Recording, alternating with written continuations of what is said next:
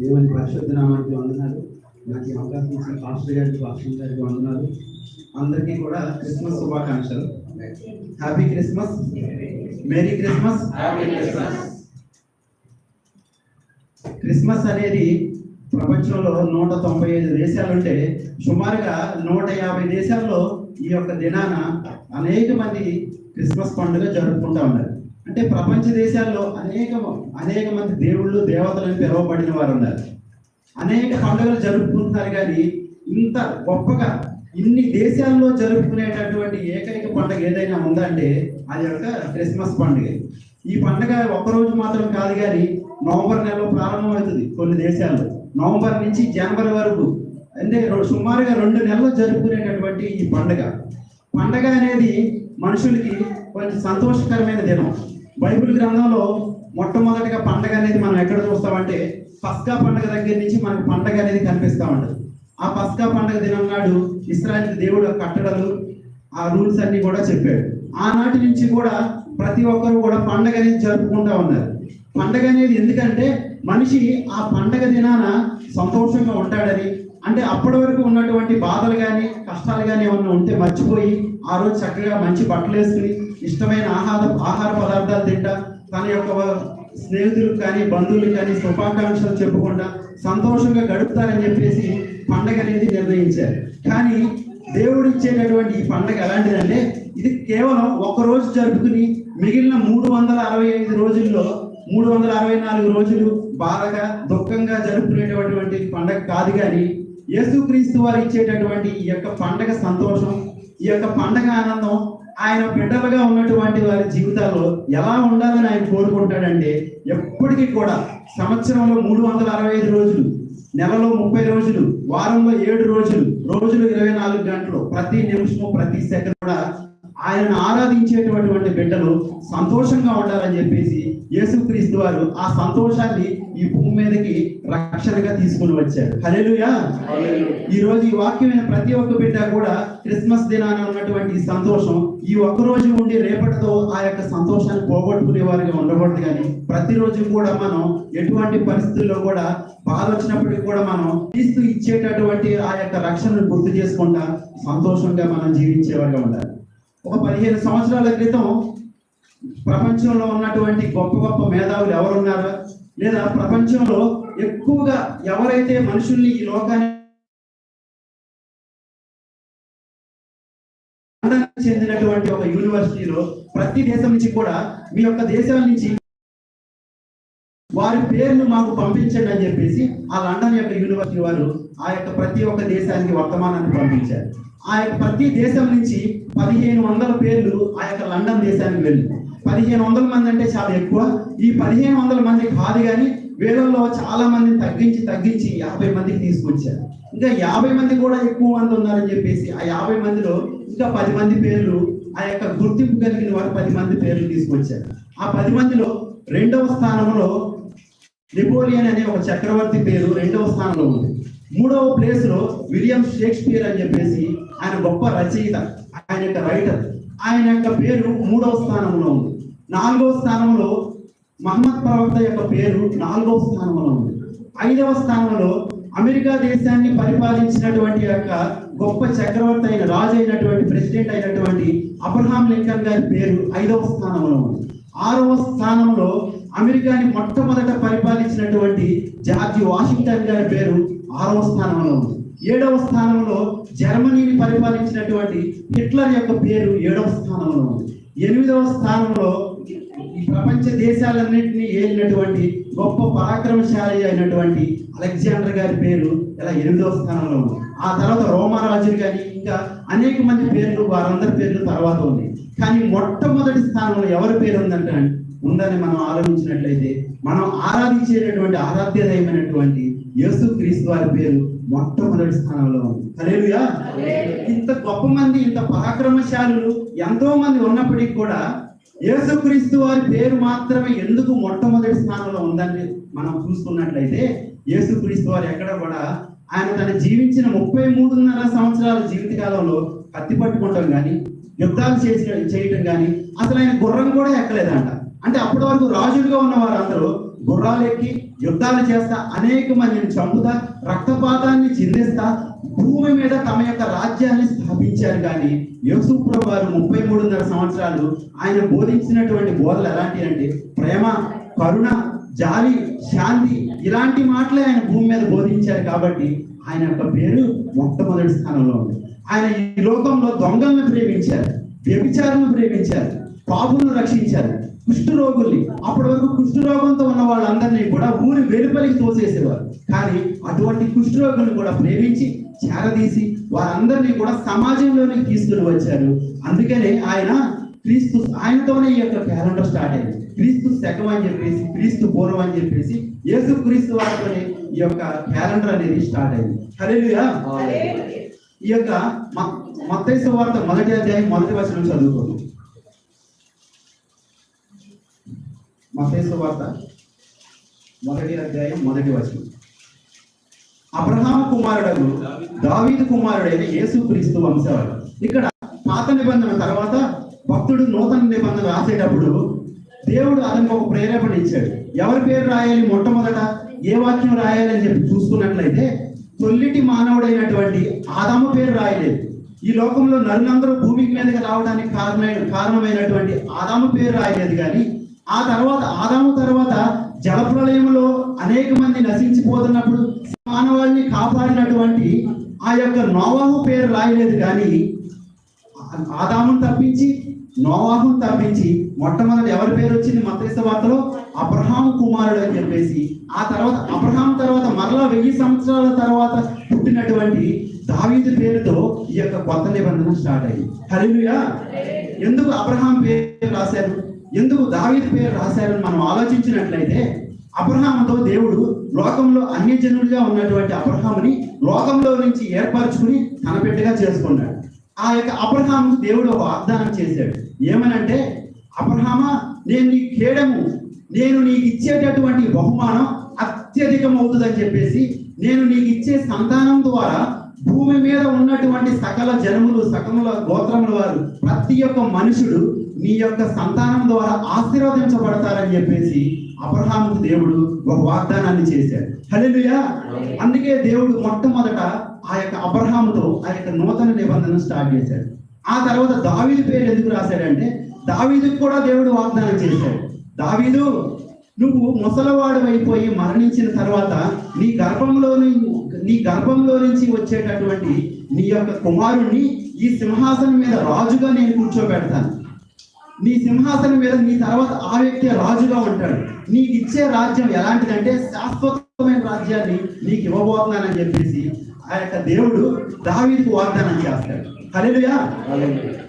దావీదు అనుకుంటాడు, నా తర్వాత నా కుమారుడే ఎల్లకాలం రాజుగా ఉంటాడు, నేను చనిపోయిన తర్వాత నా కుమారులే ఈ రాజ్యాన్ని పరిపాలిస్తారని చెప్పేసి దావీదు అనుకున్నాడు. కానీ ఆ తర్వాత ఏమైంది మనకు తెలుసు కదా.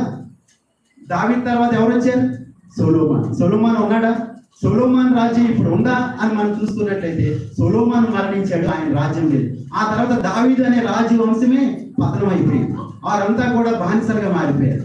అంటే దావీదుకి ఏమని వాగ్దానం చేశాడు అని మనం చూసినట్లయితే, నీ యొక్క గర్భంలో నుంచి లోకాన్ని పరిపాలించేటటువంటి లోక రక్షకుడు రాబోతున్నాడు, ఆయన యొక్క రాజ్యం శాశ్వతమైన రాజ్యంగా ఉండబోతుందని చెప్పేసి రాబోయే రోజుల్లో రాబోతున్న యేసుక్రీస్తు వారి గురించి దేవుడు దావీదుకు ముందుగానే తెలియజేశాడు. అందుకే నూతన నిబంధన భక్తుడు అబ్రహాము కుమారుడు యేసు ప్రభువారు అని చెప్పి సెలవిస్తున్నాడు. యేసు ప్రభువారు దావీదు కుమారుడు అని చెప్పేసి సెలవిస్తామన్నాడు. హల్లెలూయా. యేసు ప్రభువారు జక్కయ్య ఇంటికి వచ్చినప్పుడు జక్కయ్య ఇంట్లో ఏమన్నారు? ఇతడును అబ్రహాము కుమారుడే అన్నాడు. ఆదాము కుమారుడు అని పిలవలేదు, నోవాహు కుమారుడు అని పిలవలేదు. కానీ అబ్రహాము జ్ఞాపకం చేసుకుంటాడు. అబ్రహాం ఎప్పటివాడు, యేసుక్రీస్తు ఎప్పటివాడు. వీరిద్దరికి 2000 సంవత్సరాలు ఉన్నటువంటి గ్యాప్ ఉంది. అయినా కూడా అబ్రహాము కుమారుడు అని చెప్పేసి ఆనాడు భక్తులు యేసు ప్రభువారు అబ్రహాముతో పోల్చారు, అబ్రహాం కుమారుడితో పోల్చారు. గుడ్డివాడు కళ్ళు వచ్చినప్పుడు దావీదు కుమారుడు యేసు మమ్మ కరుణించి అని చెప్పేసి దావీదు కుమారుడుగా యేసు ప్రభువారిని పోల్చారు. అలా నూతన నిబంధనలో అబ్రహాము కుమారుడు దావీదు కుమారుడైన యేసుక్రీస్తు వంశావళి అని చెప్పాను. ఈ వంశావళిలో మొత్తం ఎన్ని తరాల పేర్లు ఉన్నాయి? ఎన్ని తరాల పేర్లు ఉన్నాయి అబ్రహాం వంశావళి? చూసైనా చెప్పండి. 17వ వచనంలో ఉంది కదా, 42 తరాల పేర్లు ఉన్నాయి. హల్లెలూయా. శ్రద్ధగా వినండి. ఈ 42 తరాల పేర్లలో 42 మంది మగవాళ్ళ పేర్లుంటే 5 స్త్రీల పేర్లు దేవుడు రాయించాడు. హల్లెలూయా. ఎందుకు దేవుడు 5 పేర్లు మాత్రమే రాయించాడని చూసుకున్నట్లయితే ఈ 5 కూడా ప్రత్యేకమైన వారు. మొట్టమొదటి స్త్రీ ఎవరు? యేసుక్రీస్తు వంశావళిలో రాయబడినటువంటి మొట్టమొదటి స్త్రీ ఎవరు? 3వ వచనం చూడండి. తామారు అని చెప్పేసి, యూదా తామారు నందు పెరేసును జరహును కనేనని చెప్పాను. మొట్టమొదటి స్త్రీ తామారు. 2వ స్త్రీ రాహాబు. 3వ స్త్రీ రూతు. 4వ స్త్రీ ఊరియా భార్య. 5వ స్త్రీ యేసుక్రీస్తు తల్లి అయినటువంటి కన్యమరియ. ఈ 5 స్త్రీల పేర్లు మాత్రమే ఆ యొక్క 42 తరాల్లో పురుషుల పేర్లు రాయిస్తే ఈ యొక్క స్త్రీల పేర్లు మాత్రమే దేవుడు రాయించాడు. ఈ యొక్క 5 స్త్రీల గురించి మనం చూసుకున్నట్లయితే మొట్టమొదటి స్త్రీ తను పరిస్థితిని బట్టి పాపం చేసినటువంటి స్త్రీ. 2వ స్త్రీ తను చేస్తున్న తప్పో రైటో తెలియక పాపంలో పడిపోయినటువంటి స్త్రీ ఈ యొక్క రాహాబు. 3వ స్త్రీ ఎవరంటే రూతు. ఆమె ఏ పాపము చేయలేదు, కానీ తను జన్మతా పాపి, అంటే తన మూల పురుషుడైనటువంటి మోయాబులో నుంచి వచ్చిన స్త్రీ కాబట్టి, తన మూల పురుషుడు పాపం చేసిన వాడు కాబట్టి ఆ రూతు కూడా పాపాత్మురాలుగానే లేఖనాలు తెలియజేస్తాం. 4వ స్త్రీ ఎవరంటే తను చేస్తున్న తప్పని తెలిసి కూడా పాపం చేసినటువంటి ఆ యొక్క స్త్రీ 4వ స్త్రీ అయినటువంటి ఆ యొక్క ఊరియా యొక్క భార్య బత్షెబ. 5వ స్త్రీ ఏ పాపము చేయనటువంటి కన్యమరియ. హల్లెలూయా. 5 స్త్రీలు, 4 స్త్రీలు 4 రకాలుగా పాపంలో పడిపోయి ఉన్నట్లయితే 5వ స్త్రీ ఏ పాపము లేని పరిశుద్ధురాలుగా మనకు కనిపిస్తాము. ఈ యొక్క 5 స్త్రీల పేర్లు యేసు ప్రభువారు తన యొక్క వంశావళిలో రాయించాడు. ఎందుకనంటే ఆయన ఎటువంటి భయంకరమైన పాపినైనా, ఎటువంటి భయంకరమైన పాపంలో ఉన్నటువంటి వ్యక్తి అయినా సరే వారు యేసు ప్రభు దగ్గరికి వచ్చి తమ పాపాలు ఒప్పుకుని విడిచిపెట్టి యేసు ప్రభు వారు ఇచ్చేటటువంటి యొక్క నూతన యొక్క జీవాన్ని కానీ ఆ యొక్క రక్షణని కానీ కోరుకున్నట్లయితే వారికి కూడా పరలోకాన్ని ఇస్తాను, వారిని కూడా పరిశుద్ధులుగా మారుస్తాను, గొంగడి పురుగు లాంటి వారి యొక్క జీవితాన్ని సీతాకోక చిలుకగా ఒక నూతన వ్యక్తిగా మారుస్తానని చెప్పేసి ఆయనలో ఉన్నటువంటి లక్షణాలు తెలియజేయటం కోసమే ఈ యొక్క 4 స్త్రీల గురించి రాయించాడు. చివరిలో ఆ యొక్క యేసు ప్రభువారి తల్లి ఎలాంటి పరిశుద్ధురాలో తెలియజేస్తూ ఉంటాడు. అంటే దేవుడు ఎటువంటి వ్యక్తులను వాడుకుంటాడు అని మనం చూసుకున్నట్లయితే పరిశుద్ధంగా జీవించే వారిని మాత్రమే ఆయన వాడుకుంటాడు. అంటే ఆయన దగ్గరికి వచ్చిన తర్వాత పాపాలు ఒప్పుకుని పశ్చాత్తాపడి యేసు ప్రభువు ఇచ్చే నూతన జీవితాన్ని పొందుకుని పరిశుద్ధులుగా ఎవరైతే జీవిస్తారో వారిని మాత్రమే దేవుడు వాడుకుంటాడు. హల్లెలూయా. ఆ రోజు ఆ యొక్క మరియా యోసేపులు వారు పరిశుద్ధులుగా జీవిస్తున్నారు కాబట్టి ఆ యొక్క యేసు ప్రభువారు ఆ యొక్క వంశావళిలో జన్మించారు. ఈ రోజు కూడా ఈ తరంలో మనం కూడా యేసు ప్రభు బిడ్డలుగా మనం చెప్పుకుని మనం కూడా పరిశుద్ధంగా జీవించినట్లయితే ఆయన చేతిలో మనం పడతాం. ఆయన చేతిలో మనం ఉండి మనల్ని కూడా ఈ లోకంలో బలమైన ఆయుధాలుగా వాడుకుంటాడు. హల్లెలూయా.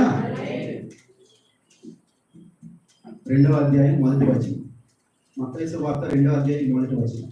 రాజైన హేరోదు దినములందు యూదయ దేశపు బెత్లెహేములో యేసు పుట్టిన పిమ్మట ఇదిగో తూర్పు దేశపు జ్ఞానులు యెరూషలేమునకు వచ్చి యూదుల రాజుగా పుట్టిన వాడు ఎక్కడ ఉన్నాడు?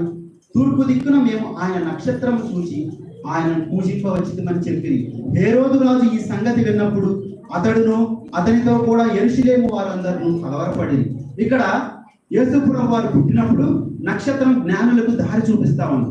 ఆ జ్ఞానులు దారి తప్పి హేరోదు ఉన్న చోటికి వెళ్ళారు. యేసుక్రీస్తు దగ్గరికి వెళ్ళాల్సిన జ్ఞానులు దారి తప్పి హేరోదు ఉన్నటువంటి ఆ యొక్క గృహానికి వెళ్ళినప్పుడు హేరోదుతో అంటున్నారు ఏమనంటే, యూదుల రాజుగా పుట్టిన వాడు ఎక్కడ ఉన్నాడు అని చెప్పి అన్నప్పుడు ఆ మాట ఎప్పుడైతే హేరోదు చెవిన పడిందో హేరోదుతో ఉన్నటువంటి శాస్త్రులు పరిసయ్యులు వారందరూ హృదయాల్లో కలవరం బయలుదేరిందంట. వారందరూ కలవరపడ్డారని చెప్పి తెలియజేస్తాము.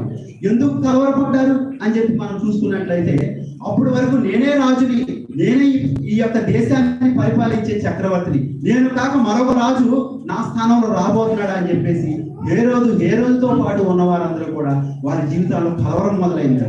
చూడండి, ఈ రోజుల్లో కూడా హేరోదు లాంటి స్వభావం కలిగిన ఈ లోకంలో చాలా మంది ఉన్నారు. యేసు ప్రభు పేరు చెప్తేనే వారి గుండెల్లో రైళ్లు బయలుదేరుతాయి, వారి హృదయాల్లో కలవరం బయలుదేరుతూ ఉంటుంది.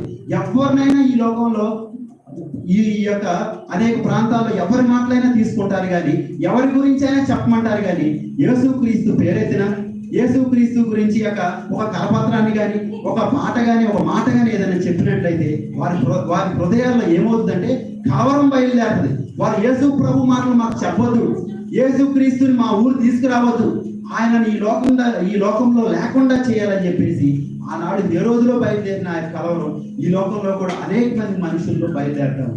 అప్పుడు ఈ యొక్క హేరోదుతో ఉన్నటువంటి ఆ యొక్క అధిపతులు అందరూ కూడా ఏం చేశారంటే క్రీస్తు ఎక్కడ పుట్టాడో తెలుసుకోమన్నారు. హేరోదు ఏమంటున్నాడు, మనసులో ఆ యొక్క జ్ఞానంతో మంచిగా మాట్లాడుతున్నాడు. ఏమనంటే క్రీస్తు ఎక్కడ పుట్టాడో తెలుసుకుని మీరు వెళ్ళి మొదట ఆయనను పూజించి ఆ తర్వాత నేను కూడా వచ్చి ఆ లోకరక్షకుడు నేను కూడా పూజిస్తానని చెప్పి మనసులో కపటంగా మాట్లాడుతున్నాడు యొక్క హేరోదు. అంటే ఈ లోకంలో కపటంగా మాట్లాడే వాళ్ళు ఉన్నారు. యేసు ప్రభు బిడ్డలమే అని చెప్పుకుంటా కూడా కపటంగా నడిచే వాళ్ళు అనేక మంది ఉన్నారు. కానీ మనం ఎట్లా ఉండాలంటే కపటంగా నడిచే వారిగా ఉండకూడదు, కానీ నీతిగా జీవించే వారిగా ఉండాలి, యథార్థంగా జీవించే వారిగా ఉండాలని చెప్పి తెలియజేస్తూ ఉంటాడు. హేరోదు రాజు మనసులో ఏమనుకుంటున్నాడంటే ఈ యొక్క రాజు, యూదుల రాజుగా పుట్టినటువంటి వ్యక్తిని ఈ లోకంలో లేకుండా చేయాలి, యూదులు రాజుగా పుట్టినటువంటి ఆ యొక్క రక్షకుడిని ఈ భూమి మీద లేకుండా చేయాలని చెప్పేసి ఆ యొక్క హేరోదు రాజు మనసులో కక్ష కట్టాడు. అంటే హేరోదు రాజు మాత్రమే మనం చూడకూడదు, కానీ ఆ యొక్క హేరోదు వెనకాల ఎవరున్నారంటే సాతాను పనిచేస్తా ఉన్నాడు. ఆ యొక్క హేరోదు వెనకాల అపవాది నిలబడి హేరోదు ద్వారా ఈ యొక్క లోక రక్షకుడిని, ఈ లోకాన్ని రక్షించే రక్షకుడిని ఈ భూమి మీద లేకుండా చేయాలని చెప్పి చూస్తా ఉన్నాడు. ఆది కాండంలో మనం చూసుకున్నట్లయితే ఆ యొక్క దేవుడు ఆదామవలో పాపం చేసినప్పుడు స్త్రీకి పుట్టే కుమారుడు వస్తాడు, నీ తల చితకు కొడతాడని చెప్పేసి దేవుడు సాతానుతో చెప్తాడు. ఆ యొక్క ఆదామవలతో చెప్తాడు. చెప్పినప్పుడు సాతాను వెంటనే అనుకుంటాడు, స్త్రీకి పుట్టబోయే కుమారుడు రాబోతున్నాడు, అతని ద్వారా నా తల చితకు కొట్టేవాడు రాబోతున్నాడు, అతను నన్ను చంపుతాడని చెప్పేసి సాతాను ఆ రోజు నుంచి కూడా ఆ స్త్రీకి పుట్టే కుమారుడు ఎవరా అని చెప్పేసి వెతుకులాట మొదలు పెట్టాడు. ఆ తర్వాత ఆదాము వాళ్ళకి కయీను హేబేలు అని ఇద్దరు కుమారులు పుడతారు. కయీను హేబేలు అని ఇద్దరు కుమారులు జన్మించినప్పుడు సాతాను ఏం చేస్తాడంటే కయీను ద్వారా ఎవరిని చంపించాడు? హేబేలుని చంపించాడు. ఎందుకు హేబేలుని చంపించాడంటే యేసు ప్రభు వారు హేబేలు అప్పటిను అంగీకరించాడు.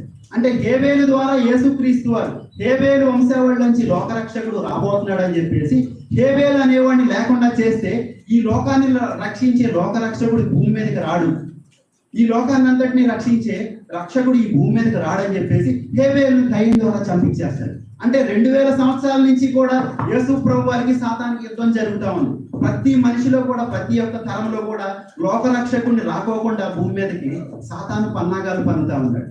అందుకే హేబేలు చనిపోయిన తర్వాత దేవుడు ఆదాముకు మరలా కుమారుడు ఇచ్చినప్పుడు ఏమంటాడంటే హేబేలుకు ప్రతిగా షేతును నియమించానని చెప్పానంటాడు. అంటే హేబేలు స్థానంలో షేతు జన్మిస్తాడు. ఆ తర్వాత కొన్ని రోజులకి ఏమవుతుందనంటే అలా తరతరాలు గడిచిపోయే టైంలో దావీదును దేవుడు అభిషేకిస్తాడు. దావీదు ద్వారా నీలో నుంచి ఒక లోకరక్షకుడు రాబోతున్నాడు, ఈ లోకాన్ని పరిపాలించే చక్రవర్తి రాబోతున్నాడు అని చెప్పేసి దావీదుకు దేవుడు వాగ్దానం చేస్తాడు. వాగ్దానం చేసినప్పుడు దావీదుని చంపేయాలని చెప్పేసి ఆ యొక్క సౌలులో సాతాను దూరి దావీదు వంశాన్ని లేకుండా చేయాలని చెప్పేసి పన్నాగాలు పన్నుతా ఉంటాడు. అనేక సార్లు సౌలు దావీదు చంపాలని చెప్పేసి పన్నాగాలు పన్నుతా ఉంటాడు. కానీ ప్రతిసారి కూడా ఆ యొక్క దేవుడు దావీదుని తప్పిస్తా ఉంటాడు. హల్లెలూయా.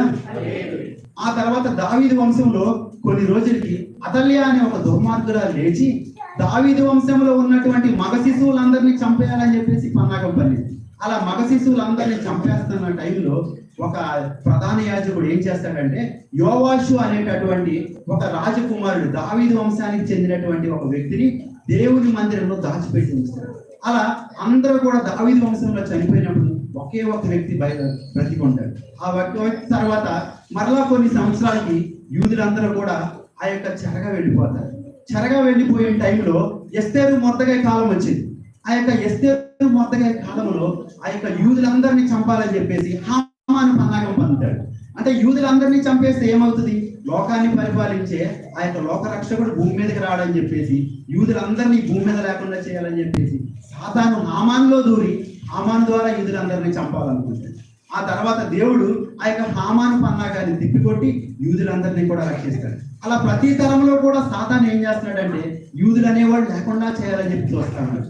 ఆఖరికి దేవుడు చెప్పినట్టుగా ఆయనకు మార్గం సరళమైనప్పుడు, కాలం సంపూర్ణమైనప్పుడు దేవుడు లోకరక్షకుడుగా ఈ లోకానికి జన్మించాడు. మరలా సాతాను తన ప్రయత్నాలు ఏమీ వదులుకోలేదు, కానీ ఆది నుంచి పన్నాగం పడినట్టుగానే హేరోదు ద్వారా లోకరక్షకుడిని చంపాలని చెప్పి చూస్తా ఉంటాడు. అప్పుడు దేవుడు తన యొక్క దూత ద్వారా ఐగుప్తులో యేసు ప్రభువుని దాచి యేసు ప్రభువుని రక్షించాడు. కూడా త్యాగంతో ఈ యొక్క యేసు ప్రభువుని బతికిస్తా వచ్చారు. వారందరూ కూడా త్యాగంతో జీవించారు కాబట్టే ఈ రోజు లోక రక్షకుడు ఈ రోజు మనందరికీ దొరికిన గొప్ప బహుమానం. హల్లెలూయా. ఈ తరంలో క్రైస్తవులుగా పిలువబడే ఈ తరంలో మనం కూడా యేసుక్రీస్తు వారిని బ్రతికించాలి. మనం ఆయన యొక్క సువార్తను బ్రతికించాలి. ఎలా బ్రతికించాలంటే మనం నీతిగా జీవిస్తాం, యథార్థంగా జీవిస్తాం, పరిశుద్ధంగా జీవిస్తాం. మరియా యోసేపుల వలె ఒక ఆదర్శవంతులుగా మనం జీవించినట్లయితే ఈ తరంలో మనం యేసు ప్రభువుని బ్రతికిస్తాం. ఆ తరంలో ఆ యొక్క ఎస్తేరు గాని మొర్దెకాయ గాని ఎలాగైతే యేసు ప్రభువుని బ్రతికించారు, ఆనాటి నుంచి ప్రతి వ్యక్తులు కూడా యొక్క రాజకుమారులందరినీ చంపుతున్నప్పుడు ప్రధాన యాజకుడు ఎలాగైతే రాజకుటుంబీకుల్లో ఒక వ్యక్తిని దాచిపెట్టి బ్రతికించాడు, ఈ తరంలో కూడా మనం యేసు ప్రభువుని బ్రతికించాలి. మనం బ్రతికించినట్లయితే మన తర్వాత తరాల వారందరికీ, ఈ లోకంలో ఉన్న ప్రతి ఒక్కరికి కూడా యేసు ప్రభువే నిజమైన దేవుడు, ఆయనే లోక రక్షకుడు అని ఆ యొక్క గొప్ప సువార్త మనం ప్రతి వ్యక్తికి కూడా తెలుస్తుంది. హల్లెలూయా. యేసు ప్రభువు ఈ లోకానికి ఎందుకు దిగి వచ్చారంటే మనందరికీ కూడా రక్షణ ఆనందాన్ని దయచేయడానికి దిగి వచ్చారు. అంత మాత్రమే కాదు, కానీ ఆయన ప్రతి మనిషికి కూడా సమాధానాన్ని దయచేయడానికి ఈ లోకానికి దిగి వచ్చారు. హల్లెలూయా. లోకాసు వార్త 2వ అధ్యాయం 29వ వచనం. లోకాసు వార్త 2వ అధ్యాయం 29వ వచనం. నాదా, ఇప్పుడు ఈ మాట చొప్పున సమాధానముతో నీ దాసుని పోనిచ్చుచున్నావు. ఇక్కడ ఈ మాట ఎవరంటారంటే సుమోయేను అనేటటువంటి ఒక ముసలాయన ఈ మాట చెప్తున్నాడు. సమాధానంగా నీ దాసుని పోనిచ్చుచున్నావు అంటున్నాడు. అంటే ఈ యొక్క సుమోయేనుకి దేవుడు ఒక వాగ్దానం చేశాడు. లోక రక్షకుడిగా నేను ఈ భూమి మీద జన్మిస్తాను, జన్మించిన తర్వాత నువ్వు అతన్ని చూసే వరకు కూడా నువ్వు మరణించవని చెప్పి ఆ యొక్క సుమోయేనుకి దేవుడు వాగ్దానం చేశాడు. సుమోయేను వయసు అయిపోతా ఉంది, ముసలివాడు అయిపోతున్నాడు. దేవుడు దయచేసినటువంటి ఆ యొక్క వాగ్దానం కోసం కనిపెడతా ఉన్నాడు. ఎప్పుడు వస్తాడా లోకరక్షకుడు, ఎప్పుడు వస్తాడా ఆయన అని చెప్పి ప్రతిదినం కూడా ఎదురు చూస్తా ఉన్నాడు. ఎందుకు ఎదురు చూస్తా ఉన్నాడు? ఆల్రెడీ వాళ్ళకి రాజు ఉన్నాడు. హేరోదు అనేటటువంటి ఒక వ్యక్తి రాజుగా ఉన్నాడు. రాజుగా ఉన్నప్పటికీ కూడా ఆ హేరోదు ఎలాంటి వాడు? భయంకరమైన దుష్టుడు, తన కుటుంబీకుల్ని చంపేసిన వాడు, రాజ్యంలో తనకు ఎదురు తిరిగిన వారందరినీ చంపేసేటటువంటి భయంకరమైన క్రూరుడు. అలాంటి వ్యక్తి చేతుల్లో నుంచి ఈ యొక్క దేశాన్ని విడిపించి రక్షించేటటువంటి లోకరక్షకుడు ఎప్పుడు వస్తాడా అని చెప్పేసి ఎదురు చూస్తా ఉన్నాడంట ఈ యొక్క సుమియోన్ అనేటటువంటి ఈ యొక్క పెద్ద ఆయన. అప్పుడు ఆయన అంటున్నాడు, నాదా సమాధానంతో నీ దాసుని పోలించుచున్నావు అంటాడు. అంటే యేసు ప్రభువు ఎవరు? ఆయన ఈ లోకానికి ఏం తీసుకొచ్చాడంటే ఆయన సమాధానాన్ని తీసుకుని వచ్చాడు. ఈ లోకంలో ఉన్న ప్రతి మనిషికి కూడా దేవునితో వైరం ఏర్పడింది. ఆదాము పాపం చేసినప్పుడు ఆదాము బిడ్డలుగా ప్రతి వ్యక్తి కూడా దేవుడికి వ్యతిరేకమైపోయారు. దేవుడు మనిషిని చూసినప్పుడు ఎలా కనిపిస్తున్నాడంటే ఆ యొక్క ప్రతి మనిషికి కూడా దేవుడికి శత్రువుగా కనిపిస్తున్నాడు. ప్రతి వ్యక్తి కూడా ఆకాశం నుంచి దేవుడు చూస్తున్నప్పుడు మనం శత్రువులుగా మారిపోయాం. ఇప్పుడు దేవుణ్ణి నరుణ్ణి కలిపేటటువంటి మధ్యవర్తి రావాలి. ఆ మధ్యవర్తి ఎలా ఉండాలంటే ఆయన దేవుడిగానే ఉండాలి, మానవుడిగా కూడా ఉండాలి, రెండు రకాలుగా ఉండాలి. ఇప్పుడు ఇద్దరు వ్యక్తులకు గొడవ జరుగుతుంది అనుకోండి, ఆ ఇద్దరు వ్యక్తుల్ని కూడా గొడవను కలిపేటటువంటి వ్యక్తి ఎలా ఉండాలంటే ఆ వ్యక్తికి సంబంధించిన వాడై ఉండాలి, ఈ వ్యక్తికి సంబంధించిన వాడై ఉండాలి. ఒక వర్గానికి మాత్రమే లేదా ఒక వ్యక్తికి మాత్రమే సంబంధించిన వాడైతే రెండో వ్యక్తులు ఒప్పుకోరు. ఎందుకంటే వాడు నీవాడు కాబట్టి నీ వైపు తీర్పు చెప్తున్నావు అని అంటారు. వీడి వైపు వాడితే నీవాడు కాబట్టి నీలాగా తీర్పు చెప్తున్నావు అని అంటారు. అంటే రెండు వ్యక్తులకి సంబంధించిన అయితే మాత్రమే ఆ వ్యక్తి రెండు వర్గాల్ని కలిపేవాడవుతాడు. అలాగే యేసు ప్రభువు ఎలాంటి వాడంటే ఆయన దేవుడు మాత్రమే కాదు, కానీ ఈ లోకంలో జన్మించినటువంటి నరుడు. అందుకే క్రీస్తు యేసు అనే నరుడు మీకు మధ్యవర్తిగా ఉన్నాడని చెప్పేసి అని ఒక చోట రాయబడి ఉంది.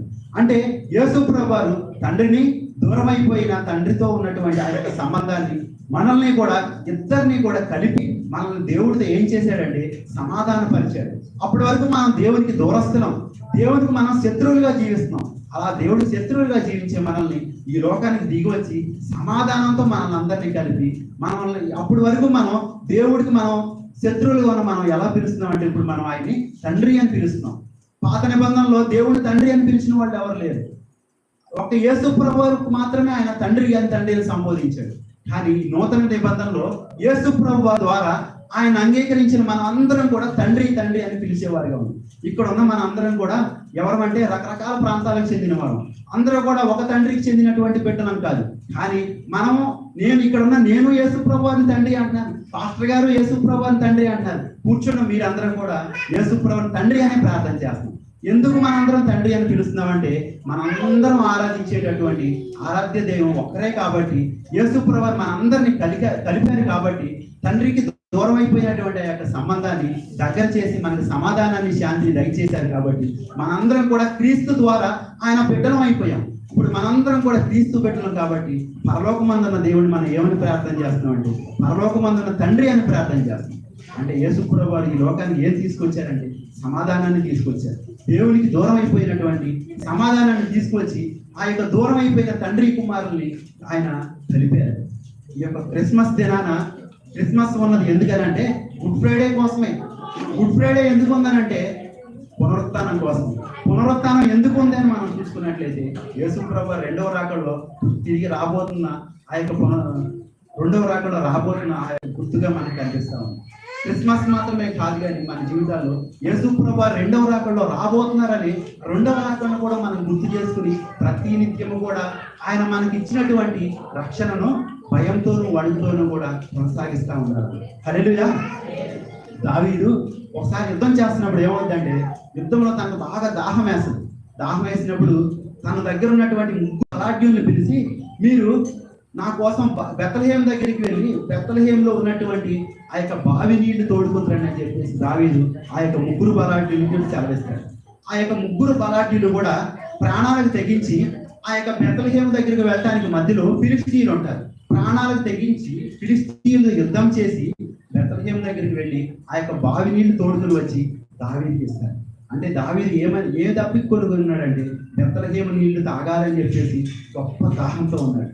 ఆ యొక్క బెత్లెహేం నీళ్లు ఎవరనంటే బెత్లెహేంలో 2000 సంవత్సరాల క్రితం పుట్టినటువంటి లోకరక్షకుడిగా జన్మించినటువంటి యేసు ప్రభువు వారు ఇచ్చే నీళ్లు త్రాగాలని చెప్పేసి దావీదు దప్పికొని ఉంటాడు. యేసు ప్రభువు సమరయ స్థితితో అంటాడు కదా, ఈ బావి నీళ్లు తాగిన వాడు మరలా తప్పికొంటాడు, కానీ నేను ఇచ్చే నీళ్లు తాగేటటువంటి వాడు మరలా ఎన్నడూ కూడా తప్పికొంటాడు. అంటే యేసు ప్రభువు బెత్లెహేంలో జీవించినటువంటి యేసు ప్రభువు వారు ఇచ్చేటటువంటి ఆ యొక్క దాహంగా ఉన్నటువంటి నీళ్లు తాగినట్లయితే ఆ ప్రతి వ్యక్తి కూడా మనం యేసు ప్రభువు వారు ఇచ్చేటటువంటి ఆ యొక్క పరలోకాన్ని పొందుకుంటాం. ఆ యొక్క పరలోకాన్ని మనం పొందుకోవాలంటే ఈ లోకంలో ఎలా జీవించాలంటే యేసు ప్రభువు ఈ లోకానికి వచ్చినటువంటి కన్య మరియ, ఆయన తల్లి అయిన మరియ ఎలా పరిశుద్ధురాలుగా జీవించిందో, యేసేపు ఎలా నీతిమంతుడిగా జీవించాడో అలా మనం జీవించినట్లయితే ఆ యొక్క పరలోకంలో మనం పొందుకుంటాం. యేసు ప్రభువు వారు ఇచ్చేటటువంటి ఆ రక్షణను పొందుకుంటాం, నిత్య జీవాన్ని పొందుకుంటాం. ఆయన బిడ్డలుగా ఈ లోకంలో యథార్థంగా నీతిగా జీవించి ఆ యొక్క పరలోకంలో మనకి ఇచ్చేటటువంటి బహుమానాలన్నీ పొందుకుంటాం. ఈ యొక్క బహుమానాలు ప్రతి ఒక్క బిడ్డ కూడా పొందుకోవాలని చెప్పేసి ఈ యొక్క క్రిస్మస్ దినాన్ని ప్రభు మనకు తెలియజేస్తుంది. ఇంకొక మాట దేవుడు దీవించి ఆశీర్వదించుగా. రక్షకుడు దయించినాడట మన కొరకు